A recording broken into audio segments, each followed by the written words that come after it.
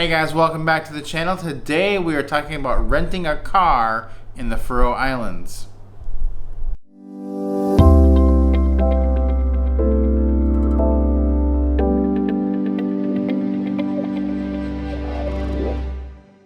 All right, guys, so one of the things that you need to consider when you are planning your trip to the Faroe Islands is to rent your car as soon as you know that you're going to the Faroe Islands, right? Yes, they will book up well in advance, and there are only so many automatic cars on the island.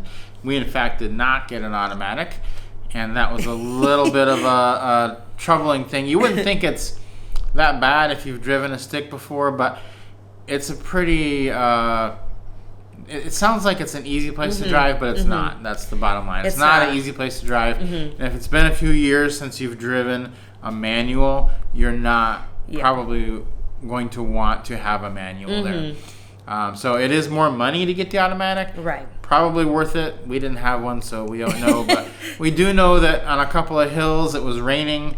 We rolled back into some cars pretty close and almost thankfully didn't hit anybody. Did not hit them, but it was kind of sketchy. There's one-lane tunnels. You're driving on the opposite side of the road. You got a lot to deal with there. So there's a lot of twists and turns, and it's going to be raining all the time. A lot.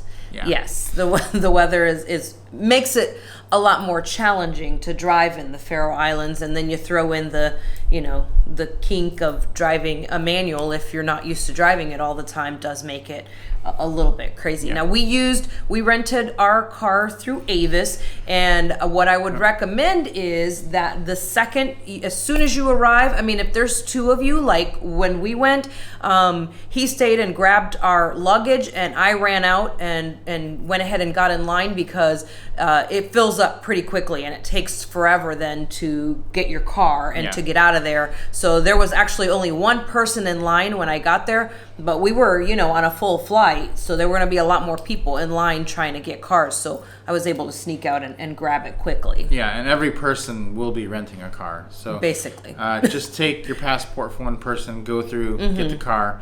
By the time the luggage is done, you'll probably have your keys. Yeah.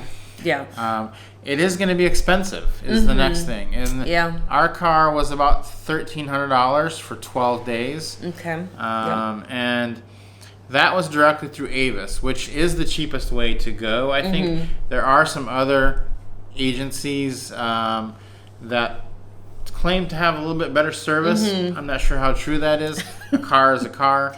But, those... Just check the prices, and I would just go with whoever's cheapest at the airport.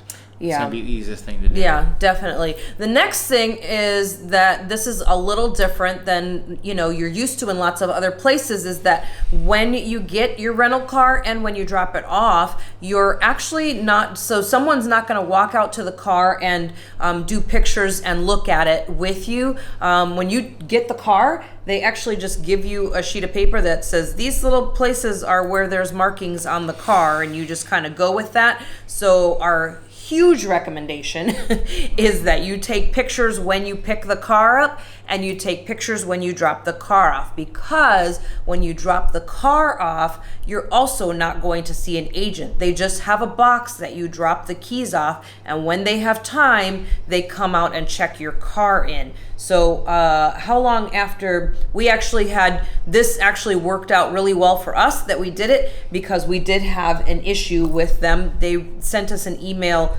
like a week or so after we left there. We got an email from them, and they were trying to charge us another $872 in damages, which we had bought the insurance to boot. So kind of tell us a little bit about how that all worked out. Yeah, so if you buy the insurance, which we did because it was just a crazy situation, there's still a minimum that you're responsible for, which is, in our case, $872 apparently.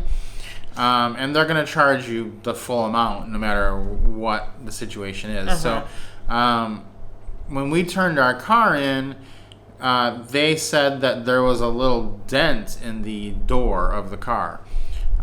Just like a quarter-sized dent that you really couldn't see that easily. And the best we can figure was that this must have happened, someone pulled up an hour after we dropped our car off, hit their car door into our car. Well, the rental agency, Avis, doesn't know if we did that or if it was after it was back in their care, because until they check that car in, you're still responsible. Right. And you've left, and they may check that car in 2 days later. Right. They just don't have the people there to check all the cars in right away. So unless you have pictures of every square inch of that car, you can't prove when that happened, and they're just going to charge you. Right. As unfair as that may be. So luckily, we did have pictures of literally every square inch, every angle. You want to take probably 30 or 40 pictures of your car before you drive off with it and after you turn it in. Right. You need that many. You're not just doing a front, a back, a side. You need it from all different angles so you can see the lighting. Because some of our pictures, you couldn't tell. Right. Or there was like a glare from the sun. Or yeah. Yes. Yep. So we finally had one good picture that showed the area that they were saying there was damage, and we could see it with no glare, and that there wasn't a dent there when we turned it off. And just take it with your phone, because it's going to timestamp it right in your picture, and then that will be your proof. So luckily for us, we did have that. But I can't recommend enough. Just take pictures of everything before you drive away.